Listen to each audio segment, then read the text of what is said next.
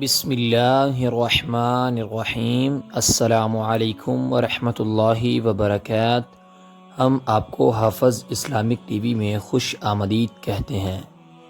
نماز استخارہ کی دعا۔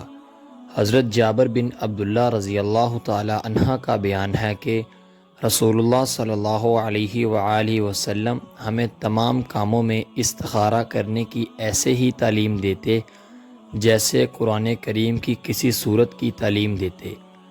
آپ فرماتے، جب تم میں سے کوئی شخص کوئی کام کرنا چاہے تو فرض کے علاوہ 2 رکعت نماز پڑھے، پھر یہ دعا پڑھے: اللہم انی استخیرک بعلمک واستقدرک بقدرتک واسألک من فضلک العظیم فإنك تقدر ولا أقدر وتعلم ولا أعلم وأنت علام الغيوب اللهم إن كنت تعلم أن هذا الأمر خيرا لي في ديني ومعاشي وعاقبة أمري فاقدره لي ويسره لي ثم بارك لي فيه وَإِن كُنْتَ تَعْلَمُ أَنَّ هَذَا الْأَمْرَ شَيْرٌ لِّي فِي دِينِي وَمَعَاشِي وَعَاقِبَةِ أَمْرِي فَاصْرِفْهُ عَنِّي وَاصْرِفْنِي عَنْهُ وَاقْدُرْ لِيَ الْخَيْرَ حَيْثُ كَانَ ثُمَّ أَرْضِنِي بِهِ۔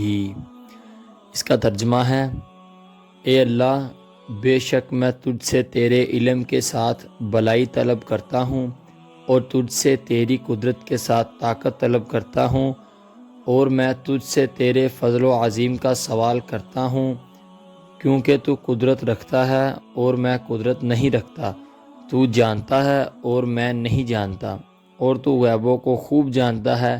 اے اللہ، اگر تو جانتا ہے کہ بے شک یہ کام میرے لیے میرے دین، میرے معاش اور میرے انجام کار کے لحاظ سے بہتر ہے تو اس کا میرے حق میں فیصلہ کر دے اور اسے میرے لیے آسان کر دے، پھر میرے لیے اس میں برکت ڈال دے۔ اور اگر تو جانتا ہے کہ بے شک یہ کام میرے لیے میرے دین، میرے معاش اور میرے انجام کار کے لحاظ سے برا ہے تو اسے مجھ سے دور کر دے اور مجھے اس سے دور کر دے، اور میرے لیے بھلائی کا فیصلہ کر دے جہاں بھی وہ ہو، پھر مجھے اس پر راضی کر دے۔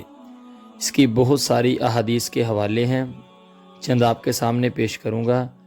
صحیح بخاری حدیث 1162، ھذا الامر، یہ کام کہتے ہوئے اور اس کام کا نام بھی لیں۔ اسے شیئر کرنا آپ کے لیے صدقہ جاریہ بھی بن سکتا ہے۔ اللہ تعالیٰ عمل کرنے کی توفیق عطا فرمائے، آمین۔